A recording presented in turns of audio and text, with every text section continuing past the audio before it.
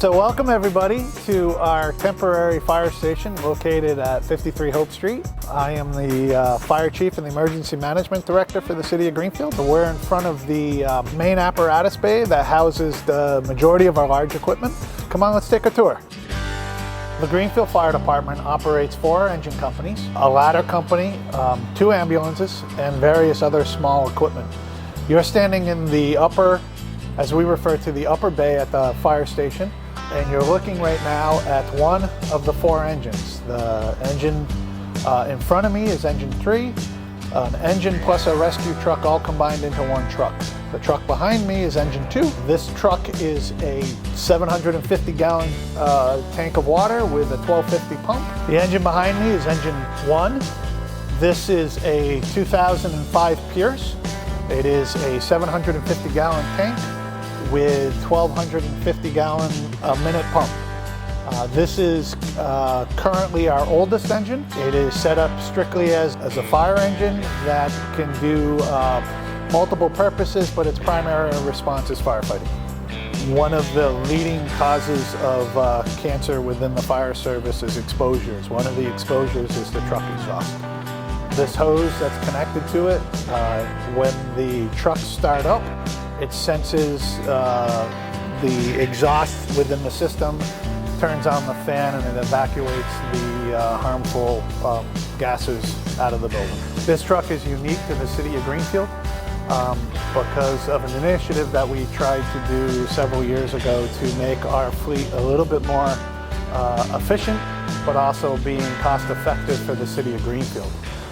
This truck does multiple roles within the fire department. Not only is it a standard fire engine, but it is also have our heavy rescue capabilities and can handle anything from motor vehicle accidents where there's entrapment in the car, to structure fires, to water rescue, rope rescue. One of the initiatives that we wanted to make with this truck was we wanted to eliminate all the gas-powered equipment, including chainsaws and the vent fan and everything that either ran off of some type of gasoline or mixed gas. We've eliminated and gone primarily battery for everything on this truck. Is our simple hand tools with an assortment of different equipment, such as regular saw, circular saw, chainsaw, drills, things like that is organized on this shelf. Rescue equipment located here. These are more defined, smaller rescue pieces of equipment for delicate work. So if a vehicle is on its side or on its roof, we would stabilize the vehicle with these struts. And on this side is the jaws of life, as people know them by. These are our Hearst tool, cutters and spreaders, with some cribbing, an airbag, and everything we need for vehicle extrication is located in this compartment. You'll see that everything is nicely compact, and every inch of the truck has been used to house equipment, and everything is mounted in its proper place.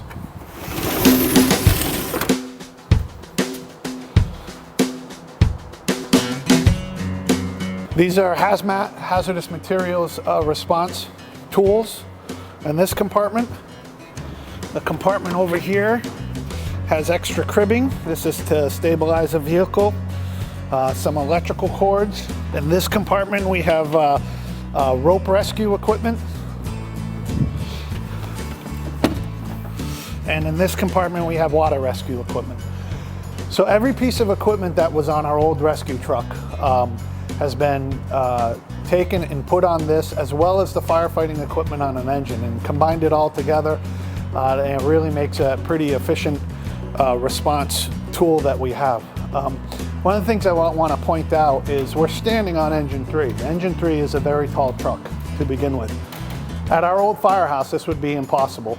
The ceiling would probably be about my waist high or maybe a little bit higher, but point is we wouldn't be able to stand on the truck.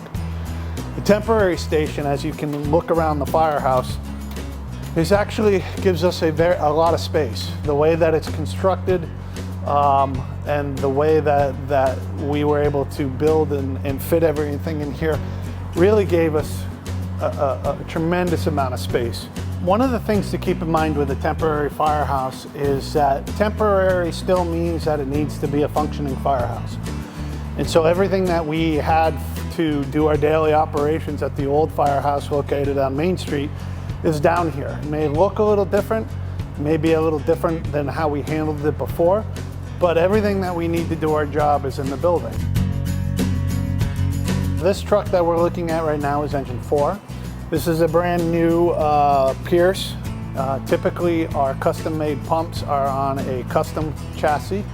We went a little different with this truck for several reasons. First, cost was a factor, but more importantly, this gave us more capabilities that we didn't have with the standard pumps. So this has a 750-gallon tank with a 1250 pump on it.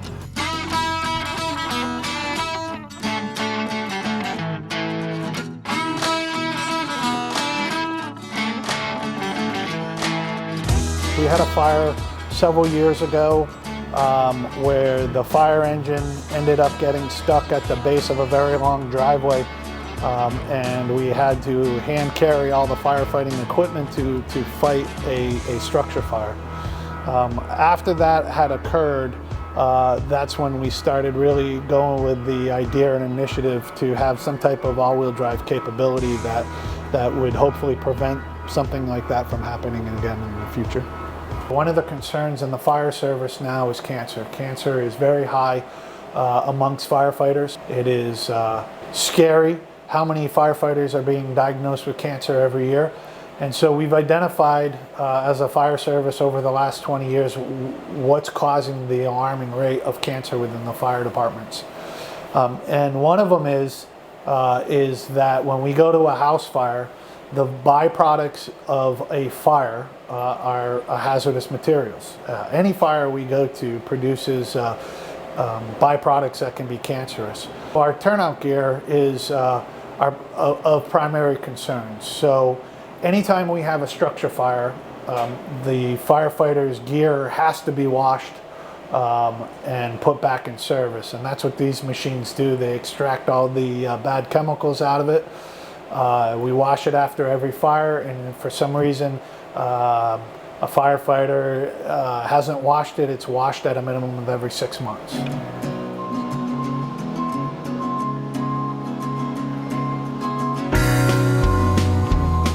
The city of Greenfield is serviced by a private ambulance company called American Medical Response. They are the primary ambulance service and paramedics for the city of Greenfield. To augment their service, the Greenfield Fire Department has gotten more involved with EMS. We've always run as a first response agency with a fire engine on high acuity medical calls. We changed that model and run an ambulance as a first response rig with the capability of transporting. The opiate crisis really hit our community, especially in 2015, and continues to this day. We continue to see regular responses to overdoses from opiates. Every fire engine that we have has the ability to administer Narcan, which is crucial during an overdose. And every member of the department, with the exception of one, is an EMT.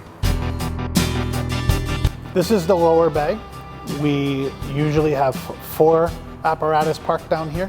Today we have our old engine 3, which was reclassified to engine 4, and that's being disposed of because of the new fire engine that we received in.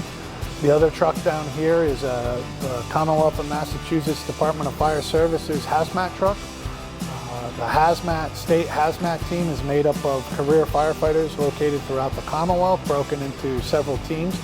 The Western Mass team has firefighters from all over Western Mass. The Greenfield Fire Department has 4 members that are assigned to that team. And then there's trucks strategically located throughout the Commonwealth. So this truck is our brush truck. This is new to us within the last couple years.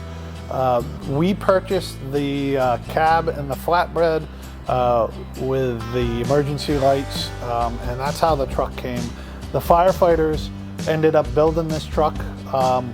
We purchased the cabinets and reutilized some of the old components of the old brush truck, but the firefighters did all the mounting of it, the plumbing of the pump and tank, and set it up the way that they wanted to do it. I'm extremely proud of this truck because the back end of the brush truck was, like I said, was done by the firefighters. They built it. Today's shift that's working is Group 1 under the command of Captain Garvin and Lieutenant Taylor. If you see our board here, these are their assignments for the day, and the numbers represent the badge number of the firefighters. Since the beginning of the fire department going career, the first firefighter was number 1, and the newest firefighter that we have right now on the shift is 120. And the badge number represents their seniority within the department, and at the beginning of the shift they are assigned to whatever piece of equipment that they're working for today. This is the lieutenant slash technology room. The lieutenant of the shift does his paperwork and administrative work here, but it's also our supply for our drone program. The drone is maintained and kept in here in charge, as well as all the computers. The room that we're in right now is the watch room, as we refer to it, is a ability to set up dispatch down here if we needed to as a backup to our primary dispatch, which is at the police department. We're in the living quarters for the firefighters. This is the bunkhouse. 6 separate rooms with bunks in it. There are 2 doubles and the rest are singles. We're on duty 24 hours a day, and so the bunkhouse is where at nighttime on the overnights the firefighter may be able to get a little bit of rest in between calls. We're at 13 Prospect Street. This is the administrative offices for the fire department. We've worked with the Commonwealth of Massachusetts, who provided us space. You can either go through the stairs or if need be, there's an elevator here.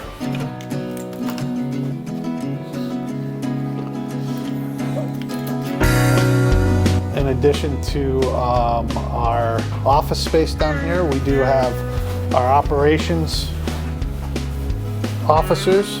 This is our operations captain and operations lieutenant. You know, we would like to thank the continued support of the mayor's office and our city council, and just remind everybody that we are here protecting the city and citizens and visitors.